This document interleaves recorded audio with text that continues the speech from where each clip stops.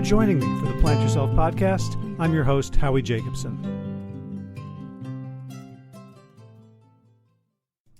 At some level, it's all about the brain. You and I are communicating because both of us presumably have brains. If we want to change the world, we use our brain to think about how to do it. If we want to change our own behavior, we have to use our brains in order to make different choices and engage in different actions. And so if we think about our brains wrong, then we're going to be very suboptimal in how we use them to achieve the things we want to achieve in the world. And the two main metaphors that our society thinks of the brain about is the brain is a computer, sort of locked away, and wherever it goes, it just does the same thing. My laptop works the same whether I'm on a train, in my office, in my bedroom, at a coffee shop, at the park. And the second metaphor is the brain is a muscle, so we have to work it to make it stronger, to make it better. And the truth is the brain is neither of these things. Today's guest, Annie Murphy-Paul, whose book, The Extended Mind, kind of explains all this and is really a user's manual for how to increase the power of our brain exponentially, not through mind hacks or brain hacks, but by using the world around us and even our own bodies, has gifted us a user's manual to become more effective in our own lives and to help the people around us become more effective in theirs. We have a wonderful conversation. She's witty, generous, wise, well-spoken, brilliant writer. I think you're going to love the book, and I hope you really enjoy our conversation. So without further ado, Annie Murphy-Paul, welcome to the Plant Yourself podcast. Oh, thanks, Howie. I'm really glad to be here. This is one of my favorite books in the last long amount of time that I can remember liking books. It's called The Extended Mind, and I'm so grateful to you for writing it. Oh, thanks for your kind words. I'm really glad you enjoyed the book. Yep. And, I was struggling this morning because it's, as I wrote you, it's taken me such a long time to read it. Usually I could kind of zip through books and kind of get a couple of ideas, but each chapter really should have been its own book. Yeah, there's a lot in there. So it took me so long. It's they painting the bridge that's so long when you finish putting the last lick of paint, you got to go back and start painting it. So I actually had to start rereading the first 5 chapters just to remember what was in them. But first, so it's a book about kind of the mind and the brain and cognition and how we think. And it takes a very different approach than anything I'd seen before. So I'm really curious, what got you interested in writing it? And even thinking when you, I'm looking at all the cool things you teach us, before you knew they were there, what made you think there's a there that I want to write about this? Yeah. Well, I actually set out to write a much more conventional book. I was going to write a book about the science of learning. And that's a topic I got interested in because I have 2 kids. And at the time that I started writing about the science of learning, they were starting school. And I got really interested in how they were learning, what they were learning, how their teachers were teaching them. And I thought I would write a book about the science of learning and what psychology and cognitive science could tell us about learning, which is all very interesting. But when I started delving into that research, the research that was most interesting to me was a little bit left of center. It wasn't the straightforward science of learning stuff, but rather the stuff that suggested that it's not enough to say that it's the brain that does all the learning and thinking for us, that there were other outside the brain resources involved, like the body, like our physical surroundings, like our relationships with other people. And so for a while, I was kind of wandering in the wilderness a little bit, but following this breadcrumb trail of I feel like there's something here, and I was gathering all this research that felt to me like it was related in some way, but I couldn't put my finger on how it was related. And then I stumbled across an article from a philosophy journal. So you can see how widely I was ranging in my search for the big idea that would tie together all these research findings that I found so interesting.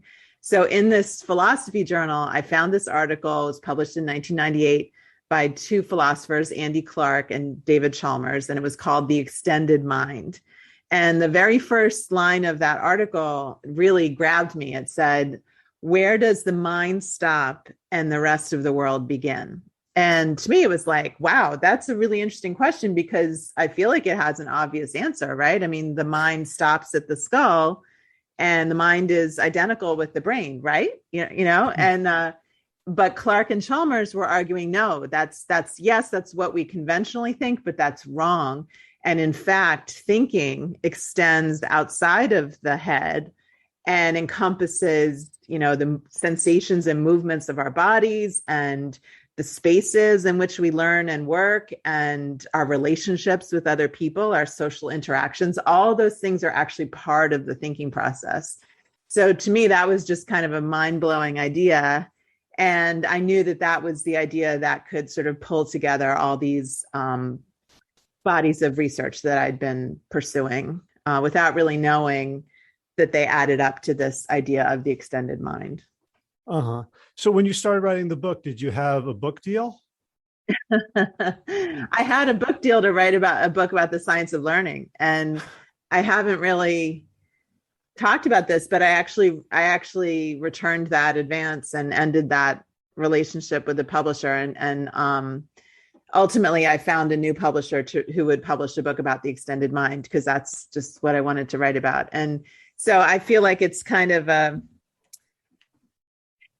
parable to any of those, any writers or creators out there.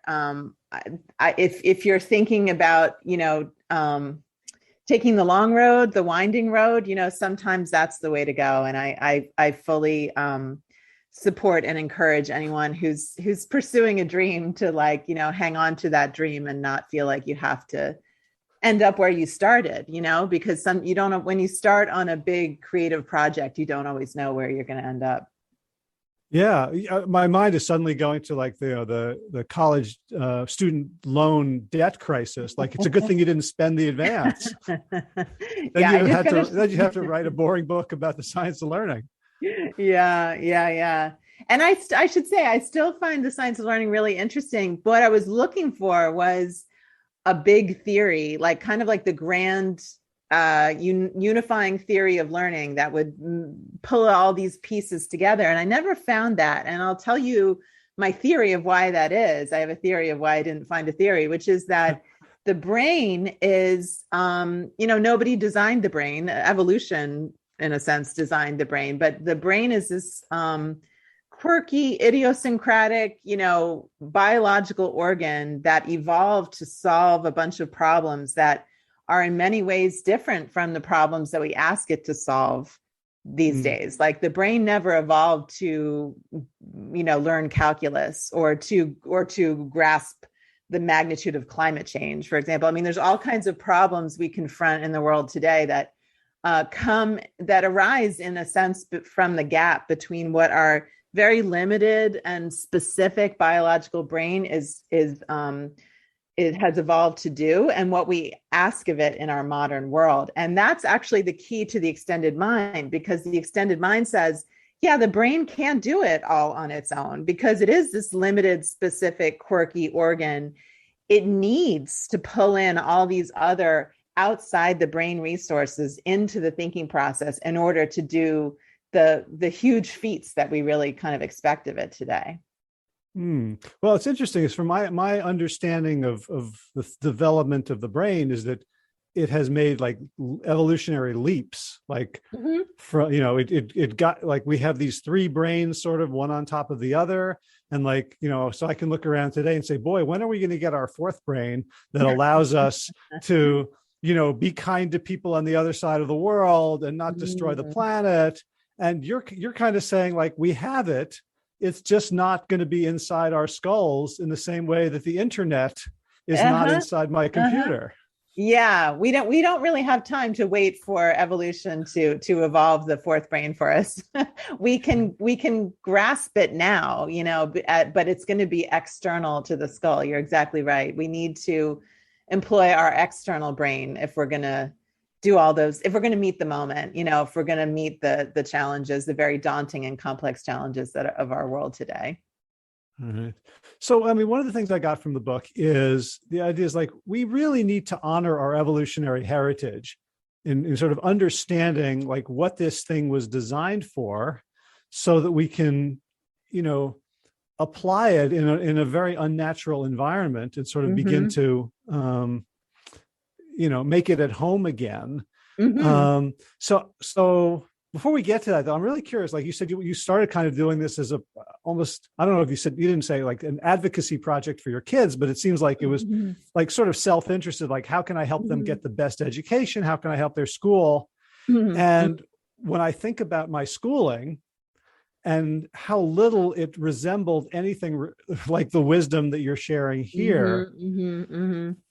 like, could you talk about like if we reverse engineer Mm-hmm. schooling, like Yeah. what's our current understanding of the brain based, like if an alien came down and looked at our school system and, you know, and but our brains were a black box, like Yeah. what would they report back? How would they say Yeah. this is how humans run? I think an education system designed around the extended mind would look very different from the educational system we have now. And I think if an alien were to land in the middle of an American public school, it would say, "Oh, looks like there's a bunch of computers on legs, that are walking around, and they're being treated like computers on legs, but." Somehow it doesn't seem to be working very well.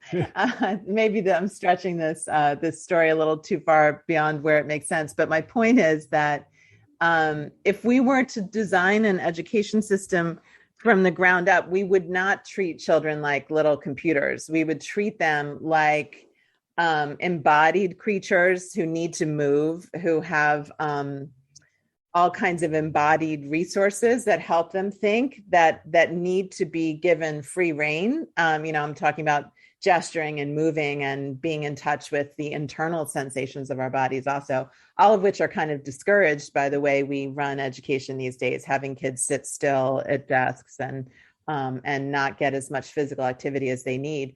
And we'd also acknowledge that the place where people do their thinking, where students do their learning, is incredibly important to how well thinking and learning happens. And we would design those places very differently, I think, than many of our schools are designed. And finally, we would recognize that children, like adults, are fundamentally social, and their social brains don't turn off just because they've entered a classroom. And in fact, those really powerful social brains that human beings have evolved can be harnessed in the service of learning and working and thinking, and not separated the way we do now, thinking that academic and intellectual life is one thing and social life is another, and that they're different and in some way sort of opposed.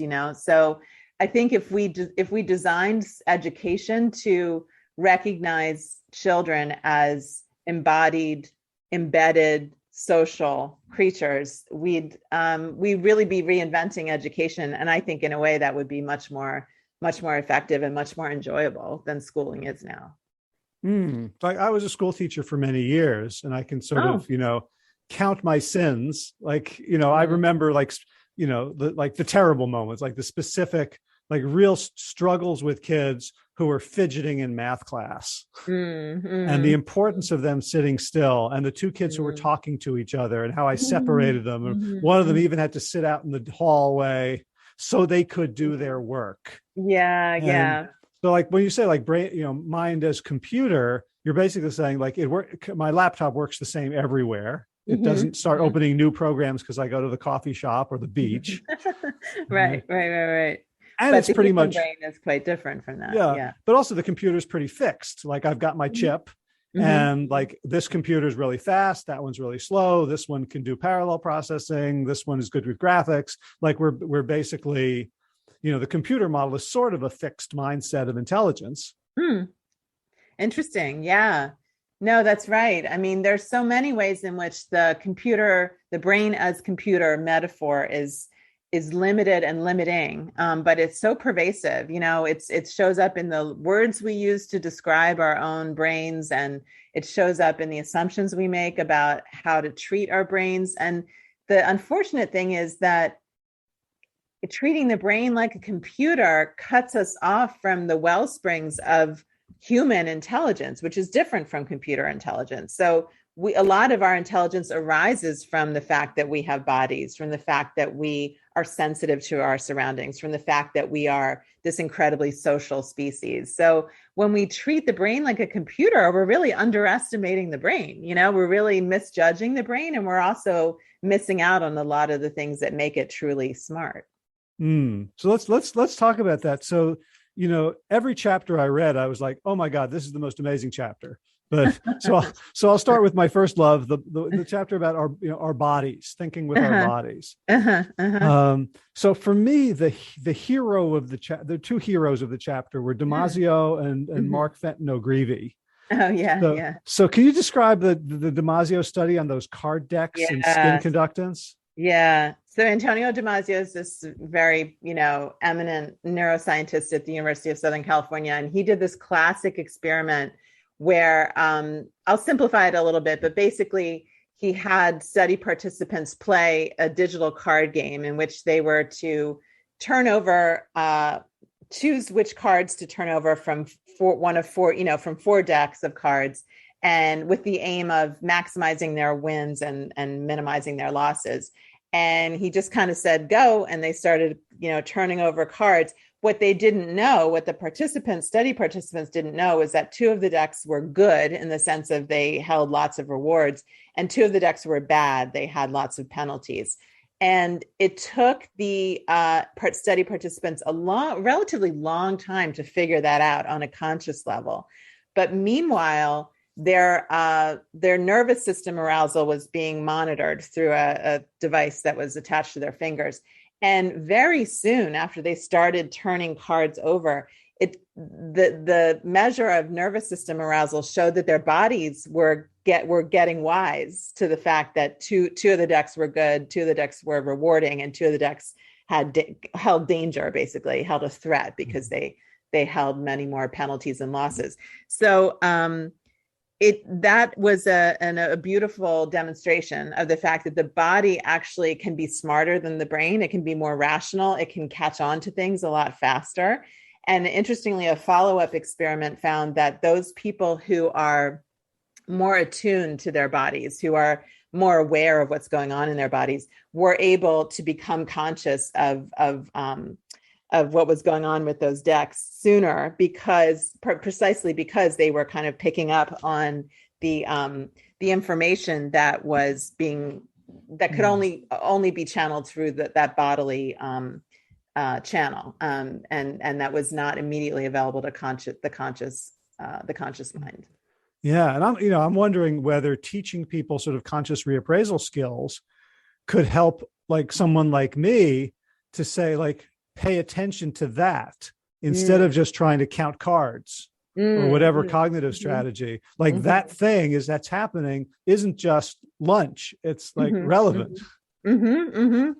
Yeah, well, we're in lots of situations, right, where there's more information than our conscious minds can process, and yet there's another level of processing, that's on a non-conscious level. And the way we have access to that is these internal cues and signals. It's kind of the body tapping us on the shoulder and saying, hey, pay attention, something's going on here.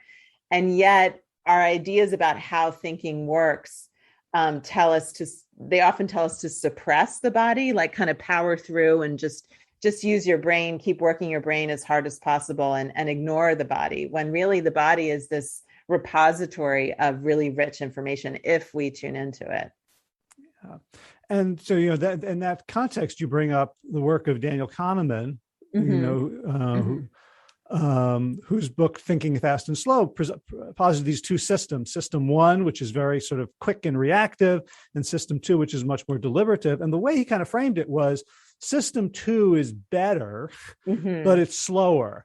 So, we need system one to get us out of danger. But the problem is we use system one too much because system two is so expensive cognitively. And right. And you're and Mark Fenton O'Grady, and you're sort of arguing, like, not exactly. Like, there's system one may actually be better as well as faster, because our bodies are not subject to all those cognitive biases that the behavioral economists have been, sort of cataloging for decades now. Right. And the behavioral economists and the psychologists like Kahneman, their solution to all those heuristics and biases that they've cataloged so thoroughly is like, well, use system 2 to consciously correct your bias, to notice your biases and correct them. Well, that's a really slow process, and it's a really cognitively draining process, and it's just going to be very hard to implement in a fast changing dynamic kind of situation. Whereas the body, as you were saying, can bypass a lot of those cognitive biases that the brain is subject to, and Mark Fenton O'Creevy talks about keeping an interoception journal. And I should say interoception is the technical term for this, what we've been talking about, being aware of your internal sensations. Keeping a journal, because, your body may not always steer you in the right direction. It's the process of learning, just like we expect our brain to learn and improve based on past experiences. We can actually do the same with our bodies, with our interoception, and train it and learn from it, so that we know when it's steering us right and when to maybe double check with that system 2 thinking. Mm-hmm. Yeah. So the way I interface with that information is, I teach a lot of people about health, about living a healthy lifestyle, adopting healthy habits in particular moments. I train coaches.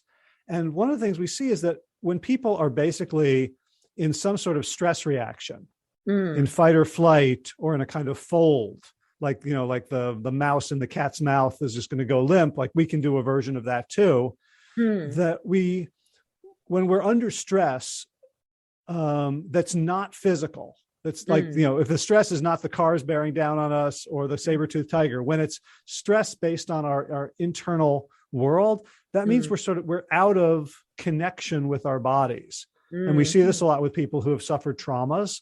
But I would argue that we are in a traumagenic culture, that all of us to some extent are out of our bodies. And when I think about like a baby is totally interoceptive.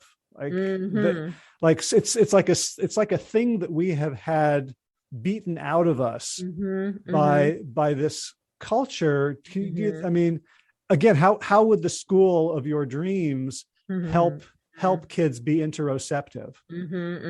Well, actually, this has been very heartening to see. There are some programs springing up at schools around the world to help kids identify their interoceptive sensations and to explore them, to bring them into the conversation, which I think is wonderful, because again, this isn't something we're taught how to do. Our education is so brain centric. It's so neurocentric. It's all about training the brain, and we act as if the body doesn't exist, or it doesn't exist for the purposes of education, when really so much of the self-regulation that kids need to do when they're in school, so much of the self-management in terms of motivation and persistence, that's all going to be based on this, kind of internal gauge of how much energy we have to tackle a task, how much we may need to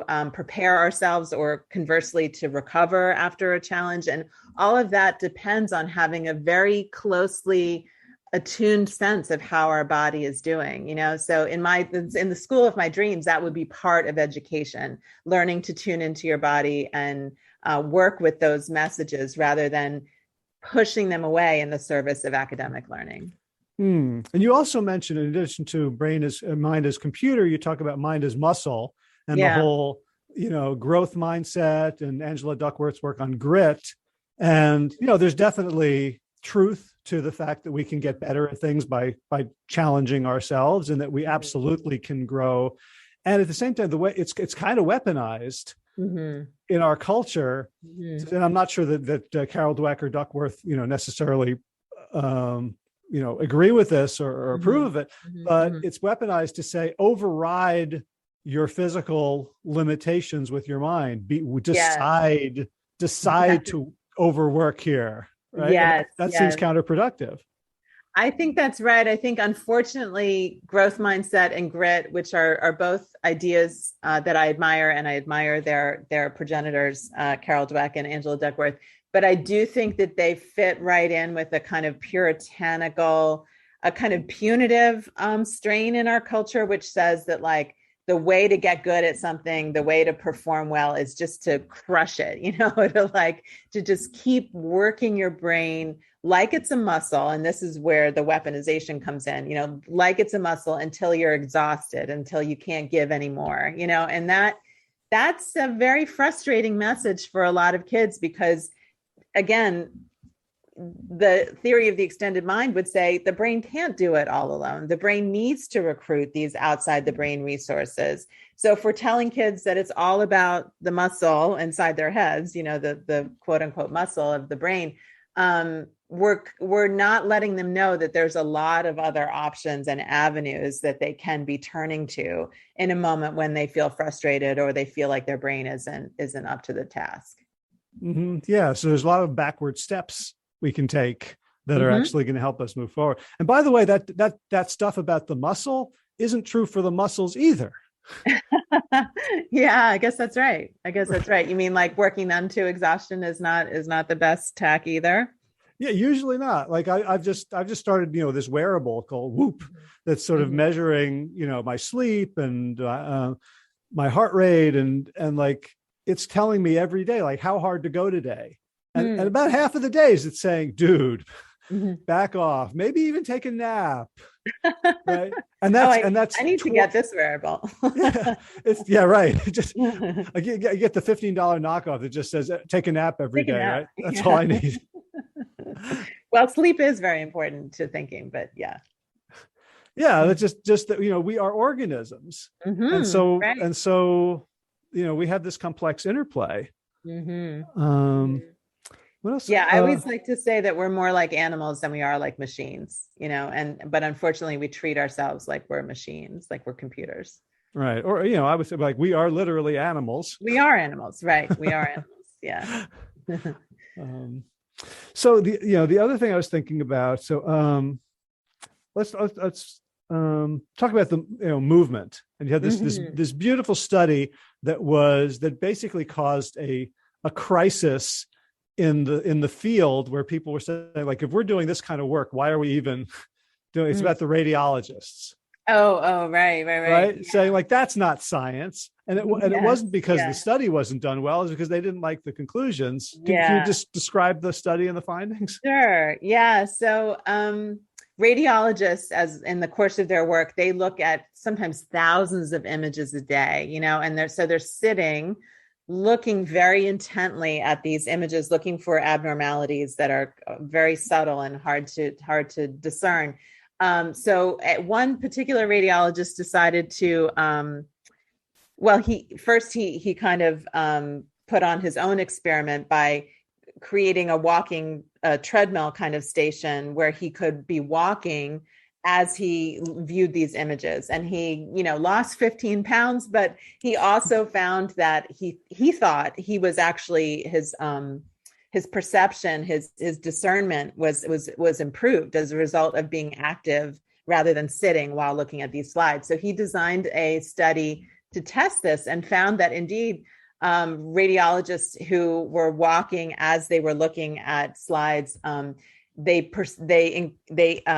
improved their accuracy of determining abnormalities. And there's actually a separate body of research finding that actually our visual acuity does improve when we're moving. And it makes sense from an evolutionary point of view, a biological point of view, because when we're walking, when we're moving through our environment, we're searching, we're looking for things, whereas when we're sedentary, when we're sitting, that's a signal to our body that we're at rest. We don't need to perceive our environment in such detail.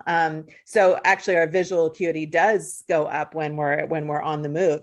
But what was funny was that once this study by the radiologist was published, another radiologist wrote into the journal and said, what a waste of time and money. Like what's the world coming to, basically? Like, what a crazy idea. I thought this was a joke when I read it, something like that. And it really brought home the fact that we in our culture, we're so convinced of the idea that mind and body are separate. They have nothing to do with each other. And brain is where it all happens. And the body is, this irrational, ungovernable entity that has like nothing to contribute to intelligent thought. So I thought that was pretty striking. Yeah. Yeah. Right. The Emo Phillips gag about the brain. Right. Right. He says, I used to think the brain was the most amazing organ in my body until I realized who was telling me this. Yep. Yeah, it's so true. It's so true. I mean, we've really been led astray by the brain's own sort of like press office, publicity agent. Yeah. And I just now realized why I wasted $160 last year. So I play Ultimate Frisbee, and I wasn't catching all that well. And so I went to the optometrist to again, we got my eyes checked, and then I was fitted for contact lenses that sort of improved my vision. But I realized like I had to stop wearing them on the field. I wasn't seeing as well with them as without them, because I was fitted. I was sitting absolutely still. Right. Not only was I still, but I was like, bless you, I was like really still, like I had a thing. Right. You were literally being restrained. I was being restrained. And then, how interesting. And my sight under those circumstances was quite different from my sight when I'm running on a grassy field. Yeah. And I'm just realizing they need to design a new test, for some types of contact lenses. Yeah. With that, maybe that walking treadmill. Yeah. With the restraint. Yeah. So, but it was, so visually it makes sense, but also I know you were just on my co-author Peter Bregman's podcast. Now, I don't know if he talked to you about how we wrote the book that we wrote together. He didn't talk about that. Oh, the bum. He basically, the way we decided to do is I was going to write the first draft, but it was largely his material. He's come up with it. I learned it from him. So the way we would do it is he was, it was during COVID, he was out of New York City. He was up in the mountain house. And he was like, hey, do you mind? Like, do I need to be at a computer right now? I'm like, no, I'll record this. I'll take notes. And I said, great. So he would get on his hiking boots and he would go for walks. And we basically, like every day we talked for an hour or two while he was up and down on the mountain. Oh, huh. And he was saying like, this is so good. I'm so grateful that you're there in your office suffering while I'm, on these beautiful hikes. Yeah. Because we had real problems with the manuscript. There were things we couldn't figure out how to say. And I knew like if on his walks, he would be like, okay, here's what I'm thinking. And it was clear to both of us that on his walks, he was a much better collaborator.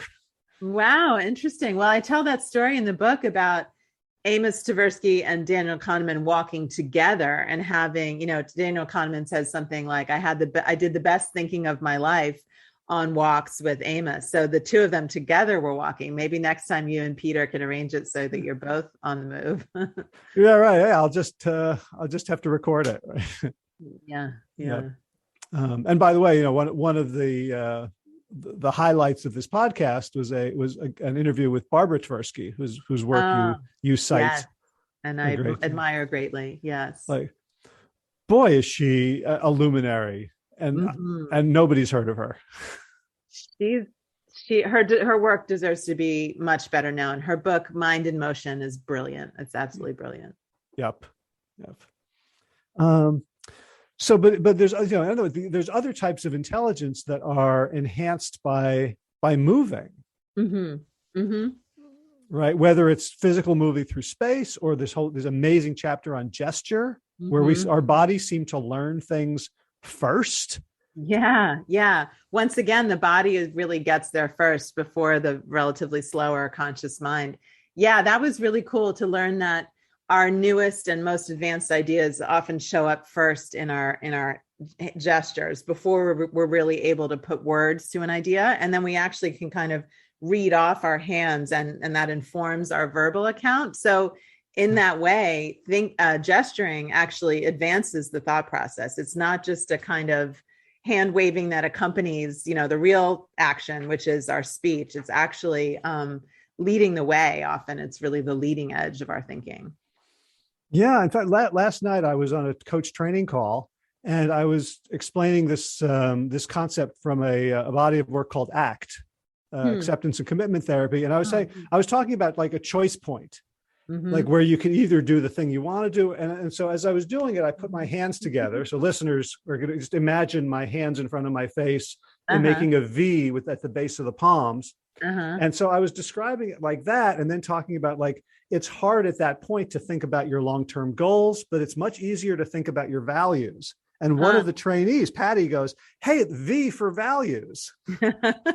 Like that's amazing. And like we all immediately like memorized it. Yeah. Like well, and also I think that's a good example, Howie, of a gesture capturing something that's very hard to capture in words, which is a dynamic, spatial, kind of relational concept. And it's actually much easier to express and to get across with gestures than with words. So I'm not surprised that you reach for a gesture at that moment. Yeah. And I wasn't even aware that I was doing it. Right. I was just trying to describe, like, there's this point and it bifurcates into two possible outcomes. And the hands were doing it, on their own. Yeah. Because that's really a spatial metaphor. You're kind of talking about two different paths and a decision point where you're trying to decide which path. And gestures are especially good at capturing spatial ideas, and words can really be very inadequate when it comes to that. Right. And one of your points is that the brain is basically an organ that navigates us through space. Right. Like that's its job. Yes. And that's what it does so easily and effortlessly, because that's what it evolved to do. And that when we think about abstract concepts, the brain sort of borrows that architecture that it uses for navigating three-dimensional landscapes and applies it to the landscape of ideas, in a sense. And so that once we know that our minds are treating abstract ideas as if it's a physical landscape, then we can kind of use that in terms of turning our ideas into something like a landscape that we can navigate through. If it's like a big concept map or a multi-monitor setup instead of, looking at this tiny little screen, there's lots of ways that we can take advantage of those embodied resources that really are our birthright as human beings. All right. And I realized this morning, just preparing for our talk, that there was a moment where I'm not as smart as I thought I was, which was all through junior high and high school. I was in the orchestra for the school musical. And inevitably the orchestra would learn the lyrics before the cast would, which was odd, because before they could sort of block out and move, they would just sing the song. They'd stand on stage and sing the song. Yeah. And like one year we did Annie Get Your Gun, and there's this really complicated song, Anything You Can Do, I Can Do Better, that has sort of the same refrain over and over again with different topics and words.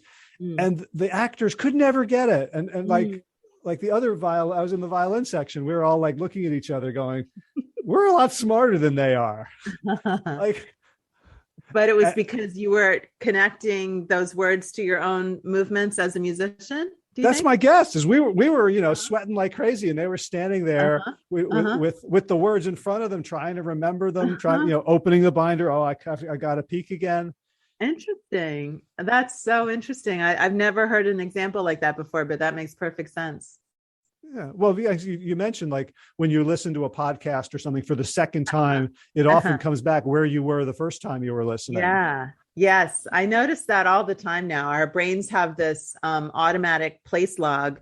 Again, when you think about what our brains evolved to do, it makes a lot of sense that our brains would want to know if we encountered a threat or encountered an opportunity, we want to remember where that was. So even without our trying to do so, our minds are constantly tagging thoughts and experiences with a location, which is a strange experience to have when you when you are listening to an audiobook or even a song or something. And what's brought to mind is the last time you listened to it and where you were, and you weren't trying to think that, but the brain has done that automatically.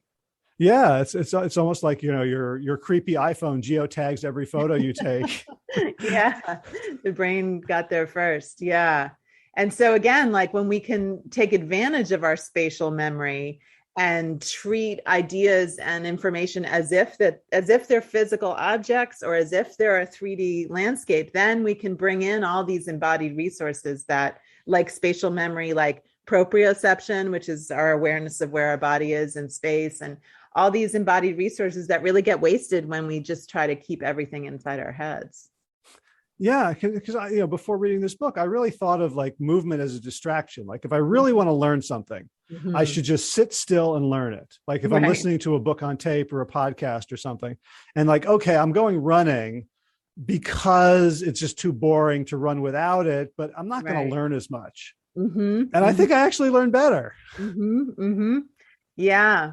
Yeah. And a lot of people will say that, they people have the experience of racking their brains all morning, trying to solve a problem or come up with a creative idea. And then they finally take a break and take a walk. And that's when, the idea comes to them. And that's not an accident.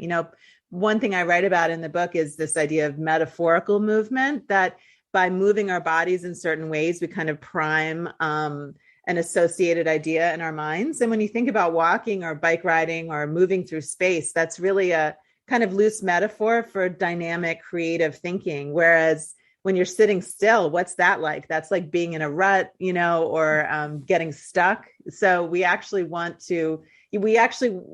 think in terms of influencing our brain by moving our bodies, which is not the way we're used to imagining the thinking process.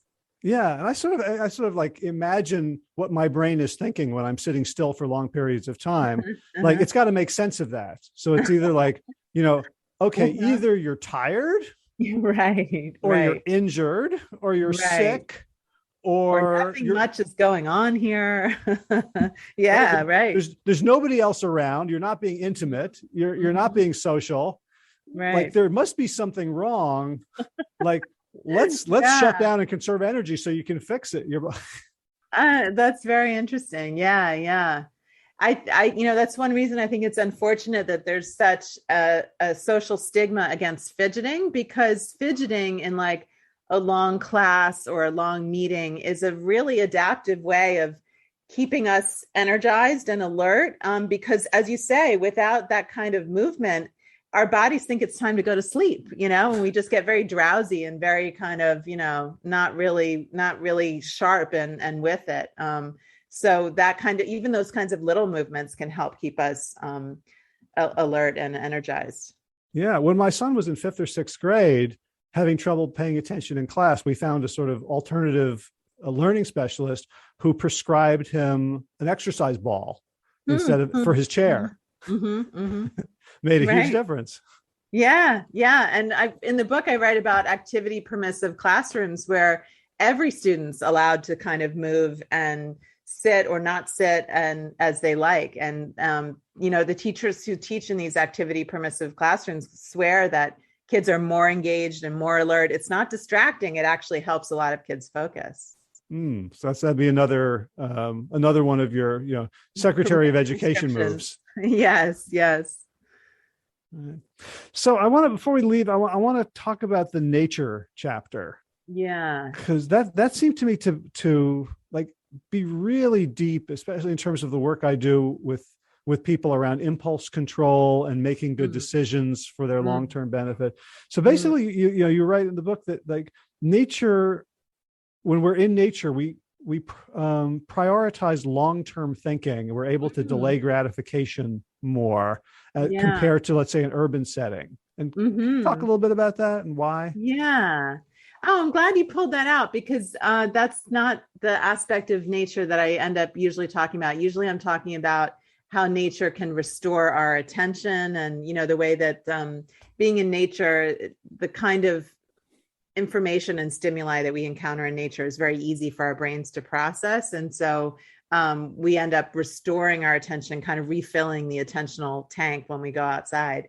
which is a really important aspect of going outside. But yes, there's also a whole body of research suggesting that nature sends us messages about the kind of world we're in and the kind of environment that we're confronting, that encourage us to take the long view and to be more patient, to delay gratification, whereas the messages that we're gathering or sensing from our environment in a more jangly kind of urban setting tell us just the opposite. Go for the immediate gratification, the easy win, the reward that's right in front of you. So and then there's also the piece about the effect of awe on our thinking, and of course the place where we're most apt to experience awe would be like in a vast, majestic kind of natural setting. It's hard to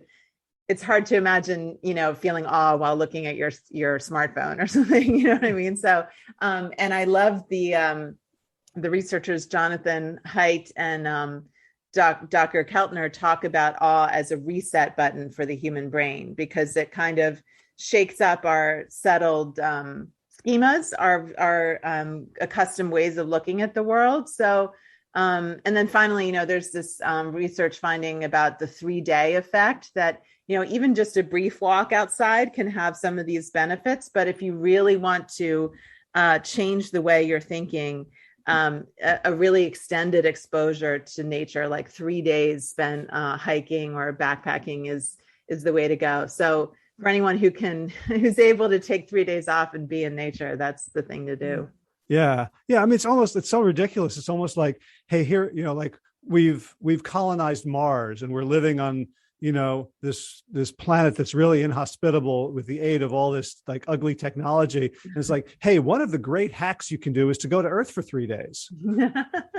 Yeah, really. When you get tired of living in the metaverse, you can like go out and like be in real nature. Yeah.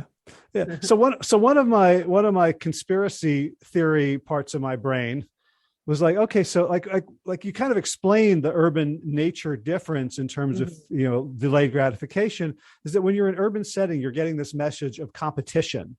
So, grab it now. Whereas in natural setting, there's less urgency because you see abundance and permanence. Right. And I'm wondering if you think like, does our society, like, is it designed to cause addiction so we will overconsume to keep the engines running? That's not even a conspiracy theory. I think that's just an observation.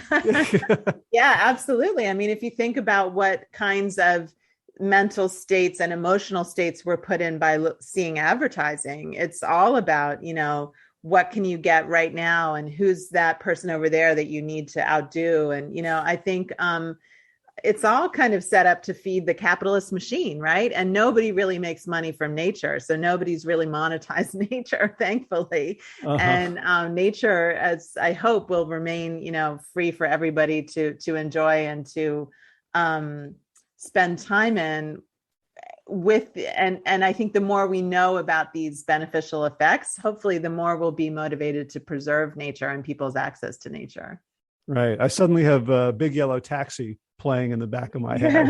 Right? They paved paradise, put up a parking lot. Right. And you don't know what you've got till it's gone. Yeah, that's a great song. Yeah. So the other thing about that with nature is like you write about the default mode network and how it's like generative in nature. So I've done a lot of reading on the default mode network, which is kind of negative about it. Like it's like researchers are writing about it's the thing that's sort of, consistently telling your story about yourself and your ego, and it's keeping you from being in states of flow. And it's like, it occurring to me that, well, those researchers are all researching people in labs, probably in fMRI machines. And like, is there a difference between the default mode network in its default state and when we're studying it in captivity? Interesting. Yeah. Well, I've encountered some of that research too. And I'm thinking about this strand of research that finds that mind wandering makes people less happy, less satisfied because they're not present with what they're doing, where they are and what they're doing at that moment. But that's assuming that you have a task that you want to be doing and your mind wandering is taking you away from that. If you're talking about being in nature, there's nothing to do really. I mean, this is the beauty of being in nature, except to notice and observe and let your mind wander and let your attention be diverted here and there by nature, so I think there might be different functions or different outcomes from the default mode network, depending on whether you're trying to get something done, or whether you're actually more open to having that kind of more associative, diffuse kind of thinking going on. Mm-hmm. Right. And one of the parts that I love is you talk about, Lee Krasner and her husband, Jackson Pollock, and how, first of all, he was despairing of being creative in the city, and then moving out and creating these sort of splash paintings that I would look at and go, well, I could do that. I guess the point is I didn't, he did. But that they somehow appeal to our eyes because they have the same sort of fractal geometry as nature itself. Yeah, that's such a cool story, because apparently Pollock was painting very differently in a very different mode, literally at an easel, making very intricate kind of paintings when he was in the city. And he only started to paint in this very loose and kind of dynamic way of splashing, dripping paint on the canvas once he moved to Long Island, to this very rural area, bucolic area, where he was surrounded by nature. Yeah, and then amazingly enough, the paintings that he created when he was out there in Springs, Long Island, as you say, have a fractal geometry that is similar to that of nature. So, and may have some of the same effects on us when we're looking at a Jackson Pollock painting as what we get when we're looking at a tree, So it's just sort of amazing that he was so imbued with the nature that surrounded him that he managed to kind of get it on the canvas. Yeah. And one story that I heard, I don't know if you know this anecdote from studying them, is that apparently he relied on his wife Lee to tell him which side was up on his paintings.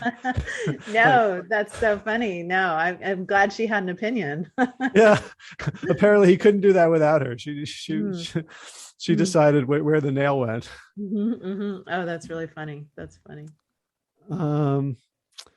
Looking at the rest of the notes, I have so many notes. I'll make sure I get all the other thing I wanted so there was two more things I wanted to touch on. One is I've been sending your book around to all my friends in the DEI space. Interesting. Okay. Right? Which, for those who don't know, diversity, equity, inclusion. Some people add the J for justice, because of the work on the built environment and how the environment we're in will tell us whether we belong there, whether we're welcome, specifically around women in STEM. Right. Yeah. Talk a little bit about what's I'm glad you pulled out that piece. Yeah, because that's in the chapter on thinking with built spaces, and it's about how our built environment, as you say, can communicate to us almost instantly as we walk into a room or a building, whether we belong there, whether we have a feeling of belonging. In fact, the researcher who really started off this line of research, called Sapnotarian at the University of Washington, calls it ambient belonging. So the sense of this free floating sense of belonging that is conveyed by the physical setting. And, there's another researcher, Mary Murphy, who talks about prejudice places and how we are used to locating prejudice in the minds of individual people. But in fact, prejudice and stereotypes can be embedded in our physical settings. And we really need to attend to the importance of the physical environment and attend to the messages that it's sending. So I'm really glad that you shared that with people in that space, because I think it's really an important message that we don't just need to change minds, we need to change buildings and rooms, because these are the places that people are sort of gathering a message about their capabilities and their sense of belonging. Yeah, and we can be so clueless about it when we belong, right? We're thinking, well, this is neutral, and I'd have to do a whole bunch of weird stuff to make other people put up, I don't know, Krishna, statues or whatever, right? As if, Star Wars toys and Legos is default and houseplants and artwork is weird. Yeah.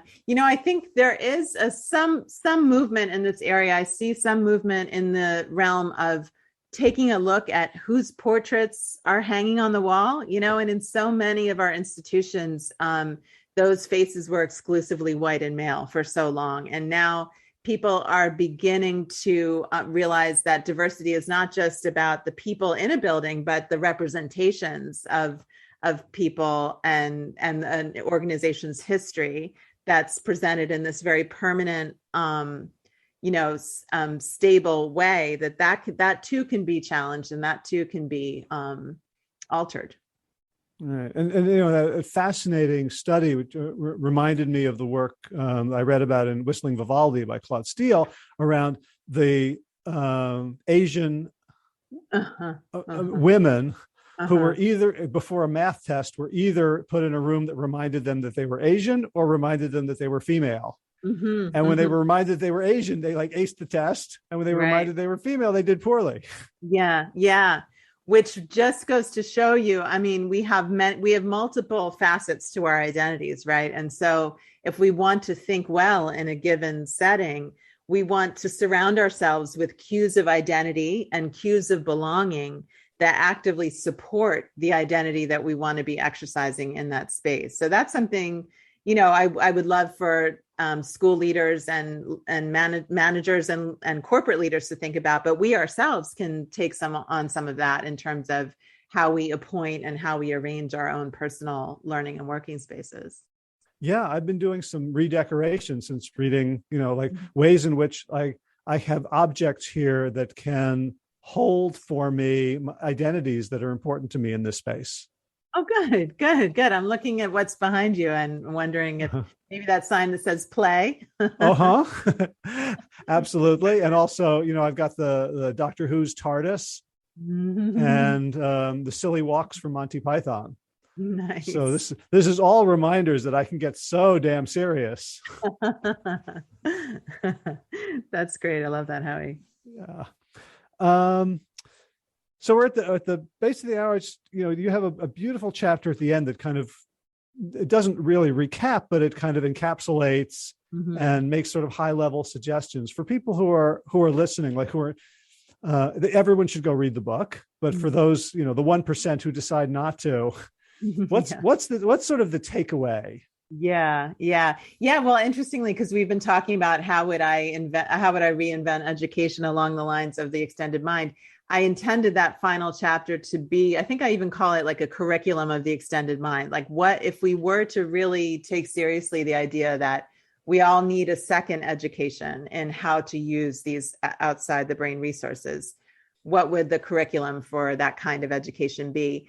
And I think the takeaway for me would be the point that we don't just think with our brains. Obviously, we think with, as we've been saying throughout this program, with our bodies, with our spaces, with our relationships. And I love the idea that I share from philosopher Andy Clark, where he talks about how humans are intrinsically loopy creatures. And what he means by that is that our human kind of intelligence benefits from looping our ideas and our knowledge out of our heads and through our bodies, our spaces, our relationships with other people.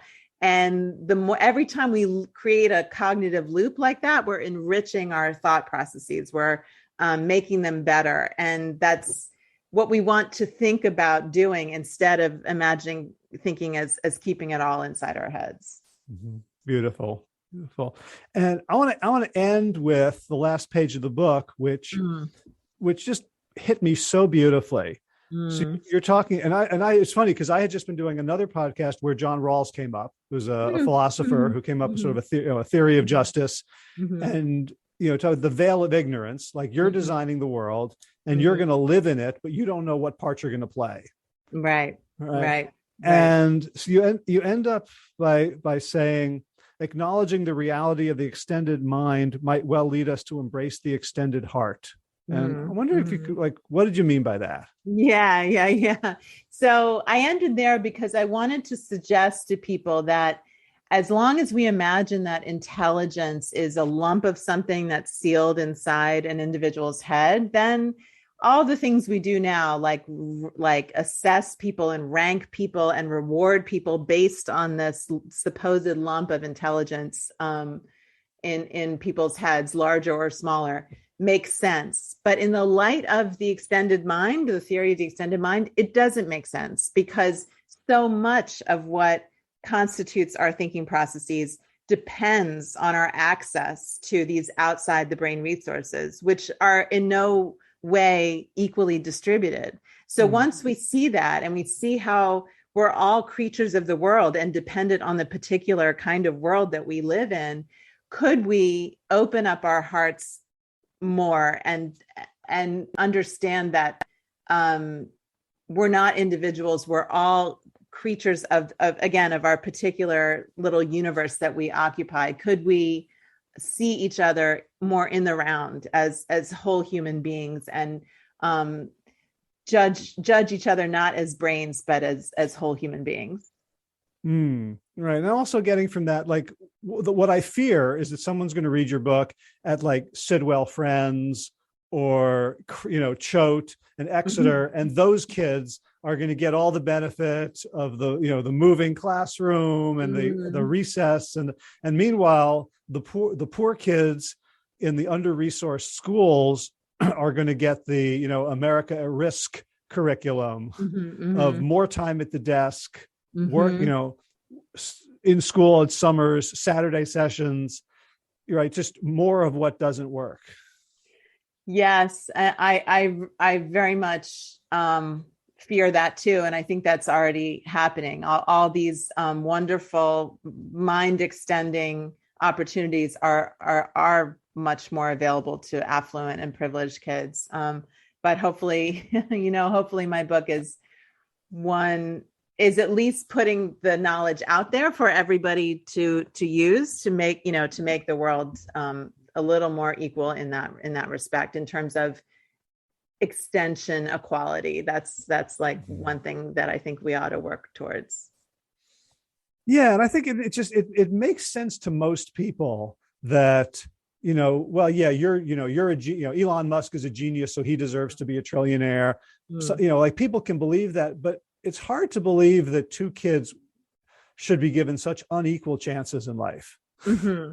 And that how they come out or their outcomes somehow reflect something absolutely inherent and innate to them, and not to all the resources to which they had access or didn't have access. Yeah, and how we valorize the one person who makes it Mm-hmm. from a certain environment, is as if to say, see, anyone could do it. Yes, yes, that's a very bad habit of our society. Mm-hmm. So, but there's so much in this book, and the research that's ongoing, that Mm-hmm. is actually, I find, extremely democratizing. Mm-hmm. Like I'm glad any, to hear you say that. Yeah, I agree. I mean, when I think about this school, it actually costs less, Mm-hmm. Mm-hmm. right? Mm-hmm. I was thinking about like myself being a teacher in that school. I would have had more energy. I would have had less burnout. I Mm-hmm. wouldn't have had to be so well trained on classroom management. Mm-hmm. Like, this is like, this is a very naturalistic way of being in the world that doesn't require so much. Like, it requires less intervention and technology than the world we've Yeah. created. Yes, because the world we've created is quite artificially constrained. I mean, the brain is naturally and automatically integrated with the body. It's our culture that has separated them or tried to separate them. Yeah, it is kind of crazy how much effort we put into cutting ourselves off from the actual well springs of our own human intelligence. Yeah. All right. Well, I'll leave there except to say, you're working on anything exciting now? Anything new? I would say I was a bit radicalized by writing this book in terms of just what we've been talking about, this question of extension inequality. So that's kind of where I want to go next with this idea. Ooh, awesome. Have you seen the new book, The Dawn of Everything? I've read about it. Yeah, I have not been able to read it yet, but looks okay. Yeah. Well, if you want your radicalization to get radicalized, that's the place to go next. Okay. Thanks for that. Yeah. Annie Murphy Paul, thank you. This has been such a delightful conversation. It's so wonderful, like such a privilege to have a podcast where I can have a conversation with a book and then have a conversation with the author. It's like such a treat. And first, it's so beautifully written. It's so entertaining, so wise, so rich, and so important for us. So thank you so much for doing it and for taking the time today. Oh, thanks so much for your kind words, Howie. I really, really appreciate it. I've really enjoyed talking with you. All right. Awesome. I hope you get the book, The Extended Mind, The Power of Thinking Outside the Brain by Annie Murphy Paul. If you do, and you write a review or tweet about it or Facebook about it or write a blog post, mention that you heard it here. That helps me to get some appreciation from the authors that I do have on, and it makes it easier for me to attract other authors if they know that I have an active reading and responding community. The show notes for today's episode, including a link to that article that started it all, The Extended Mind by Clark and Chalmers, you can find it at plantyourself.com/493. All right, quickly, garden news. My town is giving away free mulch on Wednesday mornings. So I'm going there with the truck, picking it up, and we are bolstering a bunch of beds, adding some pre-digested nutrients, and also got a load of mushroom compost, which has gone up in price tremendously from like $53 a cubic yard to yesterday I paid like $70. So we're going to have to be a little more penurious with that and work harder at creating our own compost. But we got the garlic in the ground, and one thing I love about the late fall, early winter is it kills all the plants, so the garden kind of looks neat and tidy. In movement news, I started rehabbing the knee today. I did about 25 minutes of monkey bar gym exercises for strengthening the leg and the knee, and it really isn't hurting. I was able to sort of clamber up on the bed of the truck to get the mushroom compost off without a lot of wincing and pain and fiddling. So thank you, John and Jesse, for Monkey Bar Gym, and I'm going to keep doing it. All right, time for thanks. Thanks to Will Ridenauer for allowing me to use his beautiful song Sabali Dawn, The Dance of Peace. You can find more of Will's music at his website, willridenauer.com. And of course, thanks to all of you Plant Yourself podcast patrons.